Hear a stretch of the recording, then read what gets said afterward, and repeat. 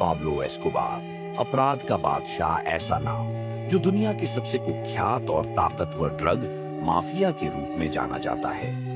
Colombia का यह drug Lord सिर्फ अपराध की दुनिया में ही नहीं, बल्कि राजनीति और सामाजिक जीवन में भी एक प्रमुख नाम बन गया था। इस डॉक्यूमेंट्री में हम पाब्लो एस्कोबार के जीवन, उसके साम्राज्य और पतन की कहानी को आपके सामने प्रस्तुत करेंगे। प्रारंभिक जीवन। पाब्लो एमिलियो एस्कोबार का जन्म 1 दिसंबर 1990 से कोलंबिया के रियो नेग्रो में हुआ था। एक साधारण परिवार से आने वाला पाब्लो बचपन से ही महत्वाकांक्षी था।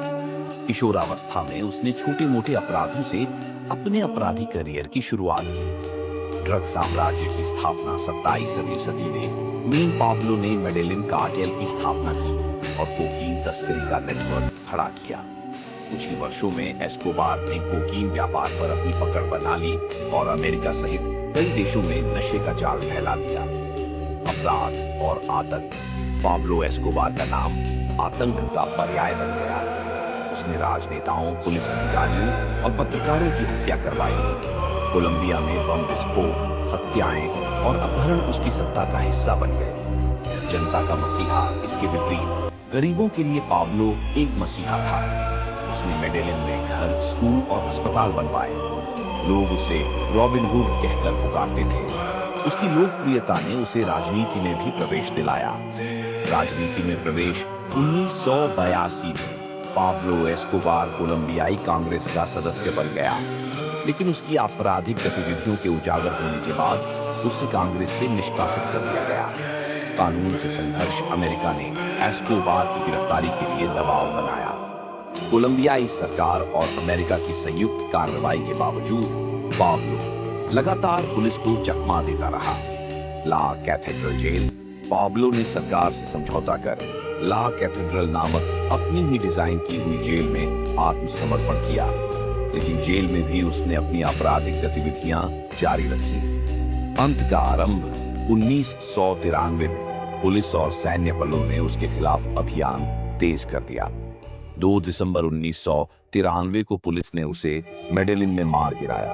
उसकी मौत के साथ ही ड्रग साम्राज्य का भी पतन शुरू हुआ। एस्कोबार की संपत्ति और दौलत। एस्कोबार के पास लगभग 30 अरब डॉलर की संपत्ति थी। विशाल महल, निजी चिड़ियाघर, विमानों का बेड़ा और कई संपत्तियां उसकी दौलत का प्रतीक थी। मेडेलिन कार्टेल और गैंग सदस्य। मेडेलिन कार्टेल के सदस्य दुनिया भर में फैले हुए थे। एस्कोबार के सबसे खास साथी गोंजालो रोड्रिगेज और कार्लोस लेगर जैसे लोग थे, जो तस्करी और हत्या के लिए कुख्यात थे। हत्या और आतंक की घटनाएं। एस्कोबार ने करीब 4000 से अधिक लोगों की हत्या करवाई, जिनमें राजनेता, पुलिस अधिकारी और नागरिक शामिल थे। न्यायाधीशों और पत्रकारों को धमकाना उसकी रणनीति का हिस्सा था। गुप्त ठिकाने। एस्कोबार के पास कई गुप्त ठिकाने थे। उसकी हवेली हासिएंडा नेपोल्स सबसे प्रसिद्ध थी, जहां से वह अपने साम्राज्य का संचालन करता था। वैश्विक प्रभाव। एस्कोबार का नेटवर्क न केवल कोलंबिया में बल्कि अमेरिका, मैक्सिको और कई अन्य देशों में भी फैला था। उसकी कोकीन तस्करी ने विश्व बाजार पर गहरा प्रभाव डाला। एस्कोबार का निजी जीवन और परिवार के प्रति समर्पित था, लेकिन उसका हिंसक रवैया उसके बच्चों और पत्नी के जीवन को भी खतरे में डालता था। एस्कोबार की विरासत। आज भी पाब्लो एस्कोबार के नाम से कोलंबिया में दहशत है। कई लोग उसे अपराधी मानते हैं, जबकि कुछ लोग उसकी उदारता को याद करते हैं। निष्कर्ष। पाब्लो एस्कोबार का जीवन अपराध, हिंसा और दौलत का मिश्रण था। उसकी कहानी हमें यह सिखाती है कि गलत रास्ते पर चलने का अंत हमेशा दुखद होता है। धन्यवाद।